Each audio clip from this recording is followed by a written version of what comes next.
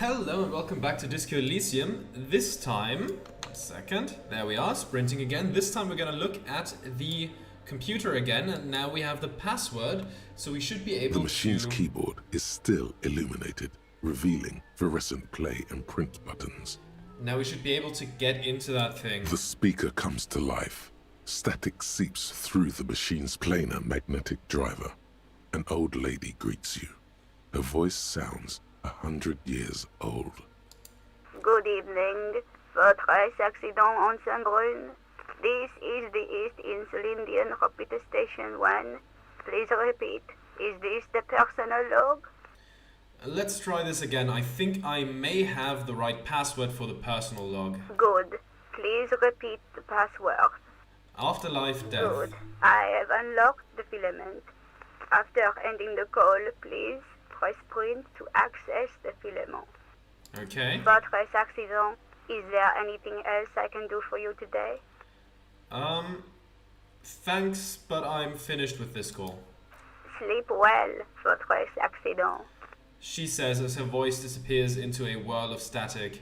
The machine's keyboard is still illuminated, revealing fluorescent play and print buttons. Let's press print then. The printer prints out a long text document with dated paragraphs. It looks a bit like someone's journal. Well, let's read it then. The first entry, made on the 4th of February, 51, by an unknown author, is short and concise. Arrived at the church.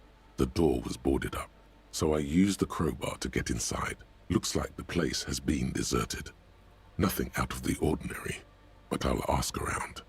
Need to figure out how to get the electricity in. The lieutenant leans closer, scouring the printout over your shoulder. Just as you finish reading, he looks up, muttering under his breath. 4th of February. That's over a month ago. Whoever set up those machines has been here for quite a while. Do you think this log might be connected to the case? Our case? No, I don't think so. It must be some local eccentric. Okay, let's read the second entry then. 6th of February, 51. Had a little chat with the local fishermen. Said I shouldn't go near that place, that the church was spooky and ridden with narcotics. It's a little spooky, all right. Still haven't figured out the electricity. See?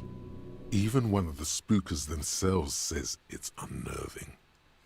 Damn right, Half-Light, damn right. What was that about narcotics? This could prove to be interesting. Okay, wait, narcotics? Look around the derelict building. I doubt that we can find any. It's just idle fishermen's gossip to scare away the kids. He looks at the stained glass window. Nothing spooky about this place either. It's just abandoned and cold, and in an awful part of town. Okay, let's read the third one. 7th of February, 51. Finally got the electricity in. Next on the agenda, a new antenna. I'm thinking Eyck series, something advanced. Why would she need an antenna? Why would anyone need any of this equipment here? He steps on a wire running on the ground, inspecting it with his boot. Let's read the fourth one then. 8th of February, 51. Bought the antenna, had some problems setting it up. Called Simo for help. Heard the others are back to making art. Drinking somewhere out of town. Sulislav started a rock band again. Lexi has been seen asking money from strangers. But at least the artists have their act together. They're qualified labor. They can get work anywhere. Graphic design, ads. The programmers are doing fine too. I mean, they're programmers. The writers, though, they're fucked. Yep. I just have to find out what caused that data loss and be done with it. Still don't understand how it managed to wipe out the backup, when the backup wasn't even connected to the front. I know. Everyone thinks it's impossible. They say I must be lying. I'm here to set it right. Data loss? Seems like something to do with radio computers. Unfortunately, I don't know enough about them to understand what the author is saying. Something about the backup data getting destroyed, and how everyone thought it was the author's fault.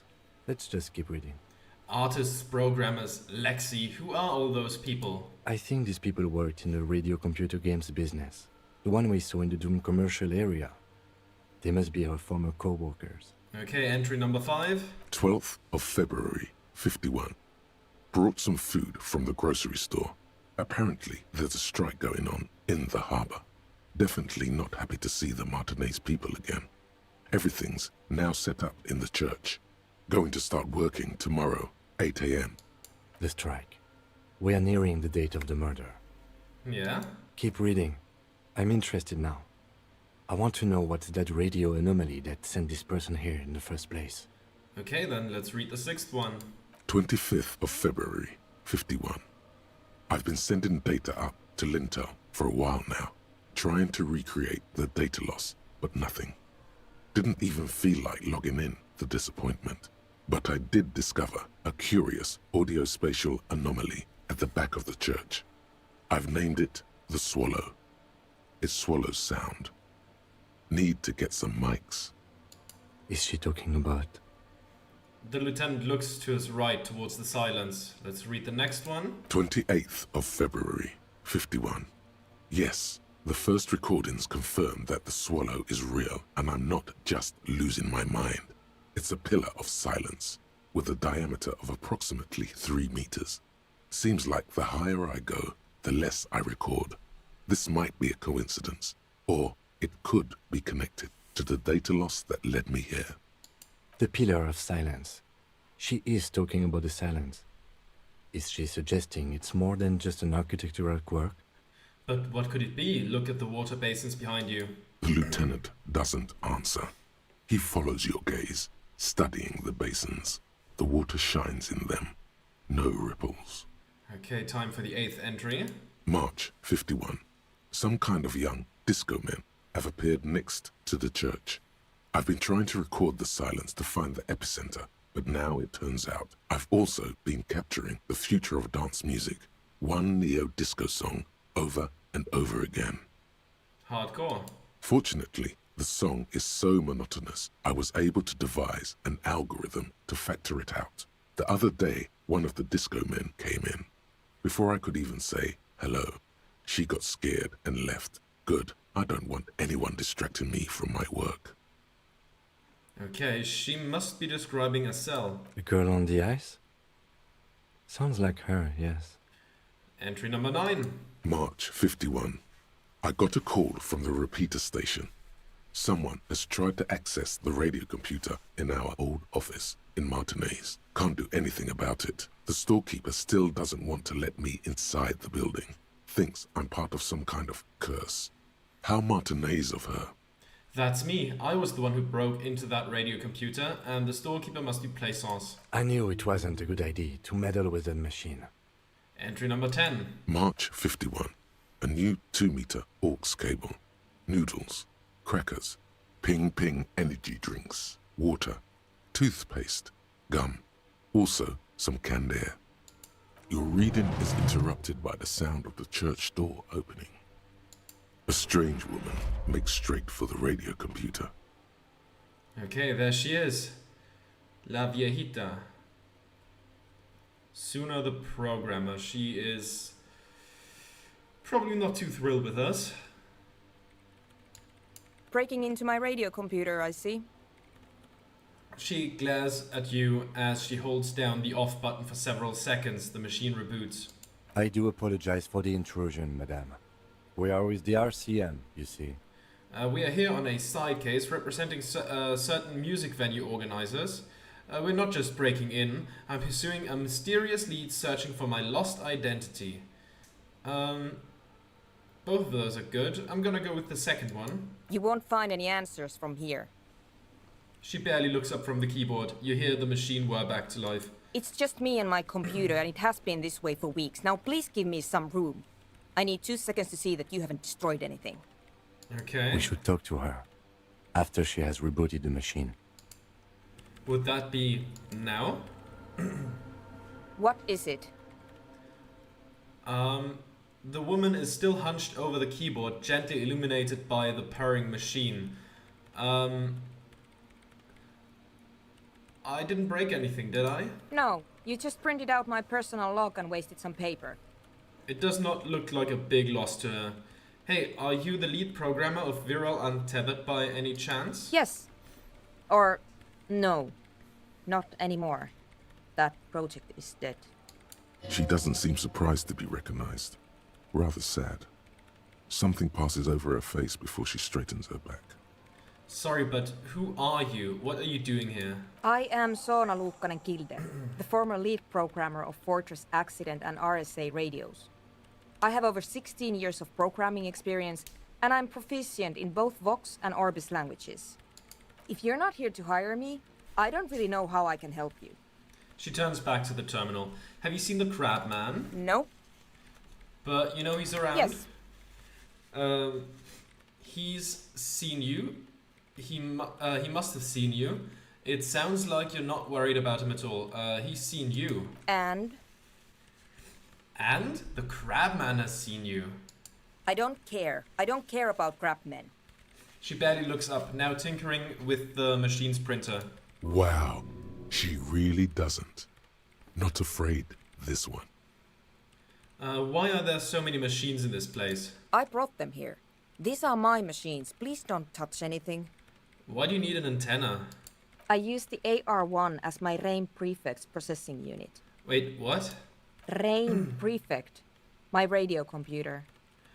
And that antenna is its processing unit? Yes? You really don't know anything about radio computers, do you? She has stopped working for now.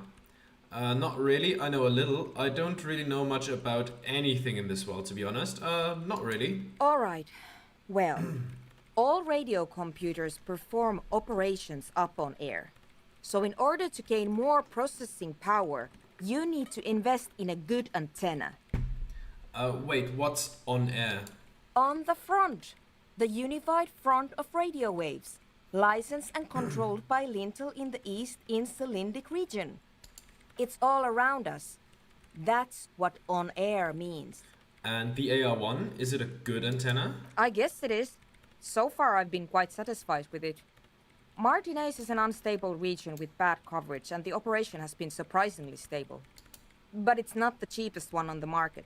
So I wouldn't recommend it for your regular red tape operations. Fraser 1000 is a foolproof line for civilians. Thank you. Anyway, you should do some research before you decide to buy anything. Ask around, compare the prices. There are many milieus dedicated to that sort of thing. She liked telling you this. It calmed her nerves. What are you doing with your radio computer? I'm working.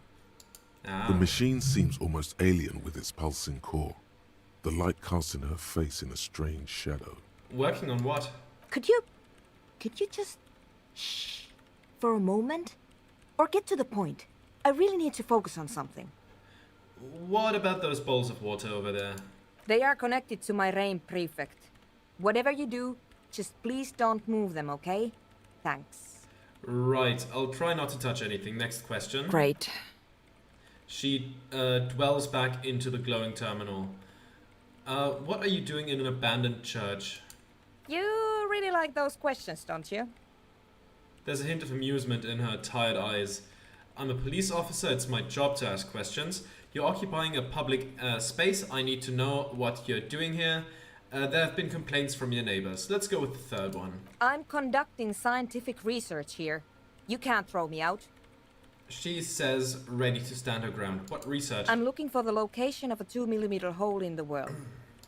She's looking for a disruption in the radio waves. That's what her personal log said. The lieutenant raises his brows, but doesn't say anything. Is the hole connected to the data loss in your journal? A hole in the world, what does that mean exactly? Let's go with the first one. Yes, that's what led me here. But I suspect it might be something a bit more complicated than that. A hole in the world, what does that mean exactly? Exactly. What does it mean? Up to now, it has been impossible to say what it is because it's impossible to measure nothing. What do you think it is? What qualities does nothing have? How do you measure something that does not exist? She's suddenly absorbed in the conversation, waiting for your answer. That's a little above your pay grade at the moment. Hold on a moment. Does it mean we're now living in a world that has holes in it? I can't even understand how we're talking about something that doesn't exist, let alone measure it. I don't know. I'm not here for some science. I just want to solve a murder so I can go home. I'm gonna go with the second one here. You measure it by its surroundings, by that which does exist, which is what I've been trying to do. I've tried using hydro transducers to record the silence, to find out where it begins. Okay. But honestly, it's not progressing very well. Do you have any idea where this hole might be located? Somewhere underneath those roof beams, I assume. She looks up, eyes trying to pierce the pitch black heights above, but without much success. Only a faint crisscross of rafters can be made out from the dark, most of the tower disappearing into the shade. Strange things may flourish in the dark. Why there? There's this place at the back of the church, a place where all audible vibrations seem to decease. I've named it the Swallow, and the higher you go, the less you record. The Pillar of Silence? Are you sure it's not just an architectural quirk? Maybe, but it's oddly close to the physical coordinates of the data loss that led me to this place. This is where the Crabman lives. I know. You don't think Crabman might be somehow responsible here? No, I don't. She sounds mildly annoyed by this line of questioning, her hands typing hundreds of commands into the machine. You said that the research isn't going well. Why not? Because it's just trial and error, trying to locate the Swallow, the exact point in space. And I don't have a... You know what? It would be really helpful if you could just stop talking and let me work. That's all I wanted to know about the scary 2mm hole in the world, for now. Great. Thanks. How do you feel about anodic dance music? What? I hate it. What are you, 40? It's the future of dance music. Same here, just doesn't connect here. Not like disco does anyways. Okay, wow, that was quick. Why do you hate it? What are you, 40? Maybe I'd have to be on drugs to get it, but to a sober mind it just sounds like uninspired rug whipping. No idea what it has to do with either dancing or music. Right, but how do you feel about a club for anodic dance music? This is about those speed freaks in the tent, isn't it? I've got some news for you. It's not a nightclub they want to build here. What do they want to build then? Take a guess, why don't you? I heard they're also planning on building a drug lab. A youth center would be nice, a petting zoo, a place for animals, maybe some community space to help the elderly. I'm still convinced they want to establish a nightclub for anodic dance music. They said it's their dream. You know what? I heard they're also planning on building a drug lab. Bingo! That's exactly what they're up to. Ah, wonderful. The lieutenant whispers, admiring the embellished pillars and the spectacular architecture in the church. Now this house of worship is also going to be a drug lab. Always something fascinating happening in tents. They're just encouraging an active youth culture here, nothing wrong with that. Mind-altering substances are a vital part of the anodic club scene. It helps to bring the community together, or say nothing. I'll go with the second one. Yeah, what I said before. Not possible to appreciate that kind of music without being high as a kite. So that's settled. Great. No nightclubs in the church then. Okay, right. I'll let you work in peace now. Okay, let's see. Okay, we can talk to Andre about it, sync signs with Noid, make Van Eyck's jam hardcore for Egghead, and find the armored gloves. Of course, we'll do that armored glove thing tomorrow, because what's her name, Little Lily? She's asleep already, so no point in asking her about it. Okay, what's that? Winter, slow to Ooh. let go of Rivershaw. Nice. Flecks some more wet snow from above. Let's look around us. The snow falls lazily, making the beach sand paler still, mixing with the rust-colored sewage runoff. And to think, it seemed as though it were already spring. How does it feel? You're warm in your hat and your coat. Like a well-equipped explorer, you comfortably survey the white landscape. What's in the west?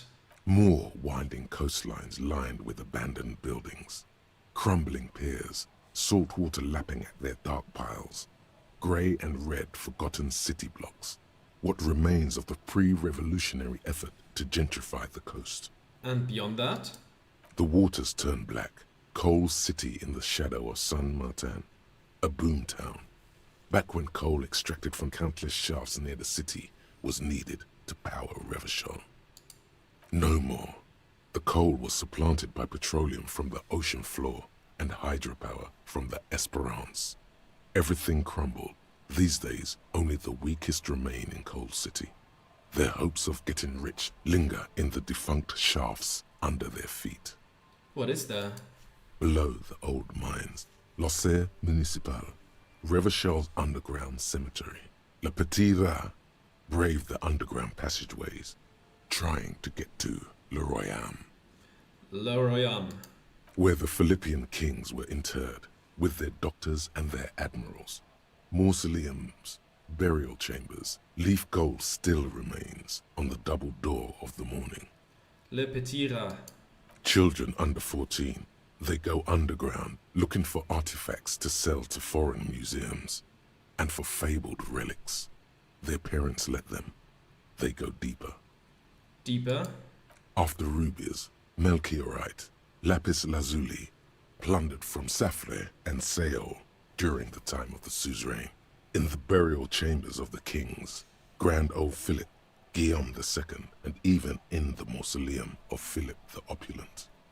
2 kilometers underground, in a winding shaft along whose walls mirrors have been placed, so that daylight may eternally fall upon the richest of all the kings.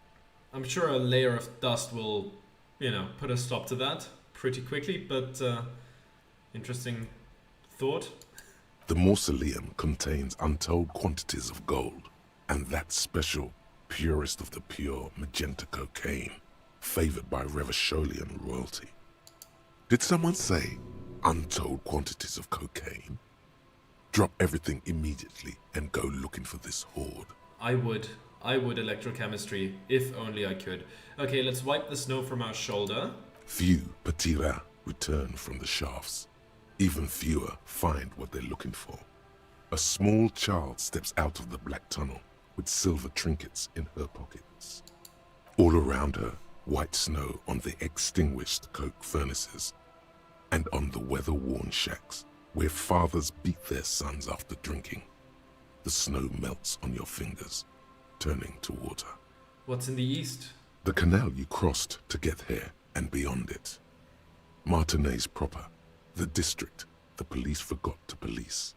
There is laughter, lights, attempts at entrepreneurial activity, cynicism. Someone is scraping snow off their windshield at the roundabout, in the midst of which a statue of Philip III serves as a destination for grade school field trips and a fine perch for winter birds. That's all? Like all monuments, it's also a warning. 6-story ruins on the south side of the roundabout cast a long shadow over the profligate king. And further? A fenced-off yard. There's a truck belonging to a logistics company parked next to the gate. Bright light from a building behind the fence reflects off its hood. What's in the north? The abandoned church, its walls covered with hoarfrost now. One of Lissette's sœurs. The other 6 sisters were destroyed during the revolution. And further north? A serpentine strip of land weaving its way into the Martinez Inlet. Unfortunates on the run from the law, from themselves. Sometimes hide out on nearby islets. Little dots in the ocean that are occasionally submerged when the tide is high and the weather foul. And on the islet? The remains of a camp on a jagged piece of rock. A tent, old dishes and cutlery, long since abandoned.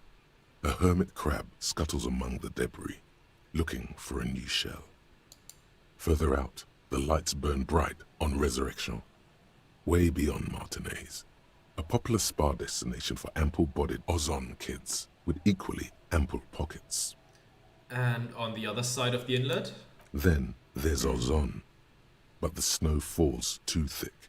You cannot see that far. Before that, before the curtains are drawn. The Bay of Revachol. Vastness, great depth. Over 1,200 meters at its deepest. Water, air brinier than here. It is crisscrossed by huge cargo ships bearing company logos. Wild pines, Zam, Morien. And at the farthest reaches of the Bay of Revachol, the shadow of the Coalition warship, Archer, on perpetual patrol duty, ready to unleash artillery fire if you were to rise up against the market. You shudder. As far as I know, if you go down the moralist path, you can come into contact with that, but I've very intentionally not looked deeper into it. So that would be for another playthrough in like, what, if I decide to do that in maybe a year or something? Who knows? Okay, so what's in the south?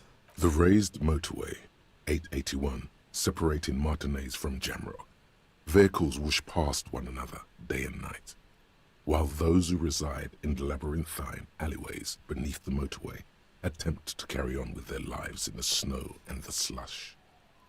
And south of the 881 is the Pox. The Pox. Was once a park, a place for reflection and recuperation for the patients of the old military hospital. In the 20s, it was used as a quarantine center during a measles outbreak that killed many children. Most everyone has avoided the hospital and surrounding park ever since. The Pox is completely wild now. Evergreen thickets covered in snow and industrial dust. Feral dogs and even wolves roaming in packs. The police try to keep the deepest corners cordoned off. But still, Heavy drug users do slip through and hole up in the old military hospital, hoping to find something to get high on among the hastily abandoned supplies, or just to overdose in peace. further south. A line of motor garages with armored carapaces hunched in the cold. A mechanic is hard at work, patching up bullet holes in the side of a Capri 40. These are the garages of Precinct 41. Snow settles on the roof of the repurposed silk mill. It serves as your station.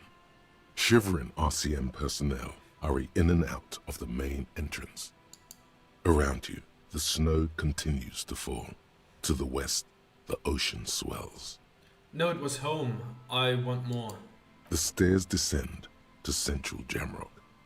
A man named Cooklove has a snow-covered stall there in the market across the bridge. He sells kebab infested with fly larvae to your colleagues who believe eating it will make them immune to food poisoning. Great idea. Snow falls on the utility district, the library, the florist, the Sarah Mauritian restaurant that offers homemade wine, and also on the brothels and drug dens and the chop shops of the Zemlyaki. All of this built around a lake that formed in a meteorite strike. At the center of this lake, there is a little ship. There are lights at the bottom of its hull. They are lights directed toward the seafloor, looking for something, like whiskers. For what? A chill comes over you, crawling down your back. The sand under your feet is wet. Somewhere in the south, tarpaulin flap in the wind. What's above? More Coalition aerostatics. Occasionally, lights flash as they maneuver through the falling snow. One large airship carries crates in its belly. And what's below me? Layer upon layer of sand, poisoned with industrial runoff. The storm drainage, hidden bunkers. Rats scuttle. Tell me a secret of the sands, Wind. Someone stuffed a big old polar anorak into a concrete pipe under the boardwalk. It would keep you warm. You would probably never happen across it. But who knows? Let's stomp our feet for warmth, brushing off the snow. We should keep moving. Who knows when the snow will let up. Okay, let's do that. God, I love shivers. Best start in the game.